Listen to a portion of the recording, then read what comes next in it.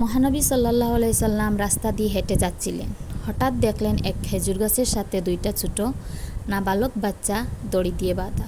তিনি ওদের জিজ্ঞেস করলেন, কেন তোদের বেঁধে রাখা হয়েছে? ওরা বলল, আমাদের বাড়িতে 7 দিন ধরে চুলা জ্বলে না। ক্ষুধার জ্বালায় অস্থির হয়ে আমরা আজকে এই গাছের নিচে পড়ে থাকা দুইটা খেজুর দুজন খেয়েছিলাম। এতে এই গাছের মালিক জৈনিক ইহুদি আমাদের বেঁধে রেখেছেন। আপনি আমাদের মুক্ত করুন। এই 2 নাবালক বাচ্চা ছিল এক গরিব সাহাবীর 2 ছেলে। মহানবী সাল্লাল্লাহু আলাইহি সাল্লাম তাদের আশ্বাস দিলেন, তিনি তাদের মুক্ত করবেন। তিনি মসজিদে নববীতে এসে কাঁদতে লাগলেন এই 2 বাচ্চার কথা চিন্তা করে। আবু বকর রাদিয়াল্লাহু তাআলা আনহা এসে বললেন, আপনি কেন কাঁদেন? আমাকে বলেন, আমি আমার জীবন দিয়েও হলেও আপনার দুঃখ দূর করব। মহানবী সাল্লাল্লাহু আলাইহি সাল্লাম কিছু বলেন না। ওমর রাদিয়াল্লাহু তাআলা আনহা এসে বলেন, আপনি কেন কাঁদছেন? আমাকে বলেন, জীবন দিয়ে হলেও আপনার এই কান্না আমি থামাবো।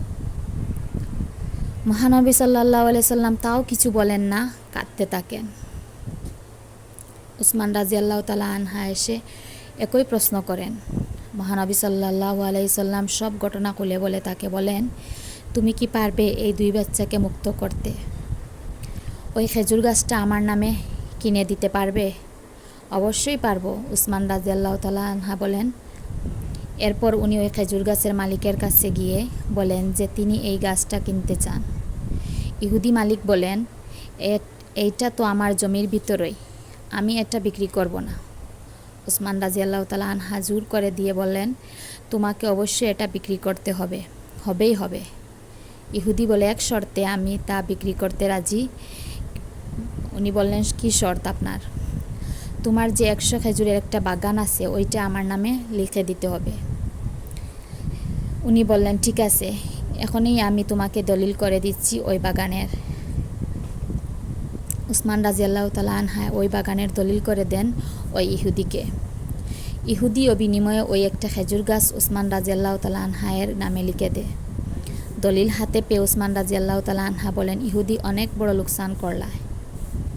তুমি যদি আমার পুরা সম্পত্তিও যদি এই একটা খেজুর গাছের বিনিময়ে চাইতা, আমি তাই লিখে দিতাম।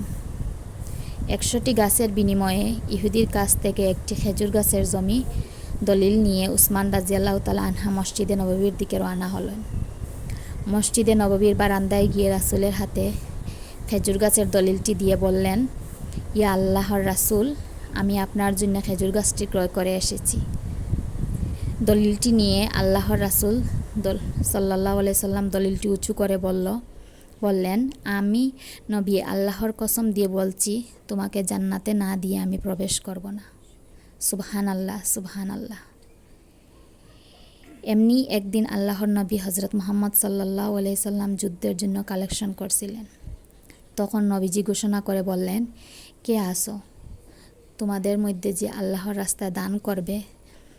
তখন হযরত উসমান রাদিয়াল্লাহু তাআলা আনহা হাত উঠালেন এবং বললেন, আমি আল্লাহর রাস্তায় 100টি উট দান করলাম। তারপর নবীজি সাল্লাল্লাহু আলাইহি সাল্লাম আবারও বলে উঠলেন, কে আসো আল্লাহর রাস্তায় দান করার জন্য? এবার উসমান রাদিয়াল্লাহু তাআলা আনহা দ্বিতীয়বার হাত উঠালেন এবং বললেন, আমি আল্লাহর রাস্তায় 100টি উট দান করলাম। আবারও রাসূল সাল্লাল্লাহু আলাইহি সাল্লাম বলে উঠলেন, কে আসো আল্লাহর রাস্তায় দান করার জন্য? এবারও উসমান রাদিয়াল্লাহু তাআলা আনহা 100টি ঘোড়া যুদ্ধের জন্য দান করলেন। এইভাবে 6 বার আল্লাহর রাসূল আল্লাহর রাস্তায় দান করার কথা বললেন। প্রত্যেকবার উসমান রাদিয়াল্লাহু তাআলা আনহা হাত উঁচু করলেন এবং শেষে বলে উঠলেন, হে প্রিয় নবী, এখনও আমার দান শেষ হয়নি, আপনি একটু অপেক্ষা করুন, আমি বাড়ি থেকে আসছি। তাই বলে বাড়ির দিকে রওনা হলেন এবং বাড়িতে উসমান তার বিবিকে বললেন, এ বিবি, যা সোনা দানা যা কিছু আছে সব কিছু নিয়ে আসো। উসমানের স্ত্রী বলে উঠলেন, আজকে বড় কোন খরিদ্দার পেলেন? কেননা উসমান রাদিয়াল্লাহু তাআলা ছিল বড় একজন ব্যবসায়ী, তাই তার স্ত্রীর ভাবনা তিনি নতুন কোনো খরিদ্দার পেয়েছেন না।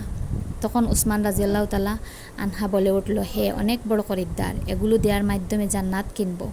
তখন তার স্ত্রী বুঝতে পারলেন, সেই স্বর্ণ মুদ্রা নিয়ে রাসূলের কাছে দিলেন। তখন রাসূল সাল্লাল্লাহু আলাইহি সাল্লাম আল্লাহকে বললেন, ও আল্লাহ, আমি জমিনে উসমানের প্রতি রাজি খুশি হয়ে গেলাম, আপনি আসমানে ও উসমানের প্রতি রাজি খুশি হয়ে যান। সুবহানাল্লাহ, সুবহানাল্লাহ। প্রিয় বন্ধুরা, এই ছিল আমাদের ভিডিওটি। আল্লাহ তাআলা আমাদেরকে উসমান রাদিয়াল্লাহু তাআলা আনহায়ের মতো জীবন গঠন করার তৌফিক দান করুন। আমিন।